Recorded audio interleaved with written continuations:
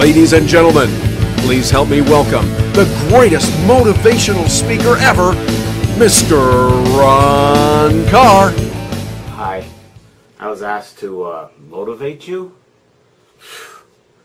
I think that what I have to say will help, perhaps, but forget about it.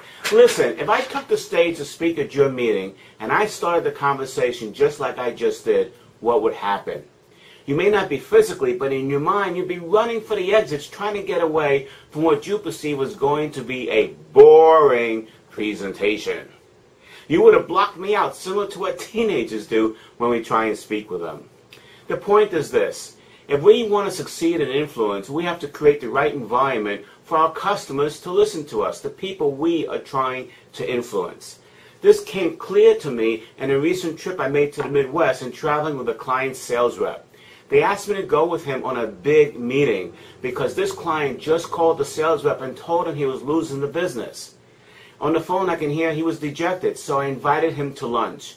At lunch I said, what do you think is going to happen? And he goes, oh man, we just lost the business and we're never going to get it back. And I said, listen, if I ask you not to think of pink elephants, what are you thinking of? He goes, pink elephants. But I said, why? I just asked you not to think about pink elephants, and he started laughing. I said, look, if I ask you what you're thinking about right now and you're thinking about how you don't want to lose the business, what do you think is going to happen? He says, I'll lose the business. I said, so what do you need to think about? How I want to keep the business. I said, good. Now close your eyes. Envision yourself having a great meeting with this new buyer who you didn't get a good relationship with yet. Think about at the end of the meeting, he says he's going to let you keep the business. Think about that. How does it feel? Think about all the feelings and thoughts that are going through your mind. And all of a sudden his shoulders started to relax and he slipped back into his chair. And I asked him to open his eyes and I said, what did you feel? He said, I felt like the weight of the world was off my shoulders. I no longer felt like a failure. I no longer felt like I let people down. I said, you feeling more confident? And he said, yes. I then grounded him in the value that he and his company were providing for this customer, all the great things that they have done up to this point. We paid the bill, we went to the meeting.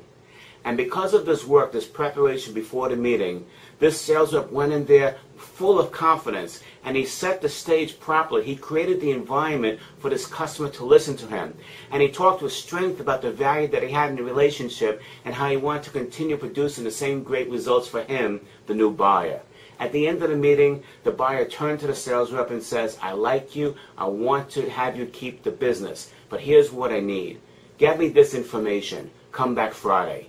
He went back Friday with the information and he saved the deal. He created the environment for which that buyer wanted to do business with him.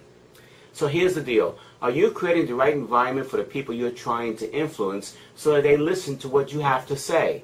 If you don't, then the words that you'll be spouting out are going to be landing on deaf ears. People need to hear what you have to say.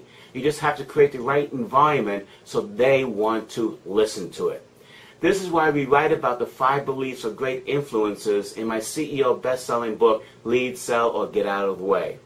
If you want to download for free these 5 beliefs or the 7 traits of great influencers, then go to www.ronkarr.com/lead-sell-book. In the meantime, start creating the right environment so people hear what you have to say and act on your proposals. This is Ron Karr wishing you great success.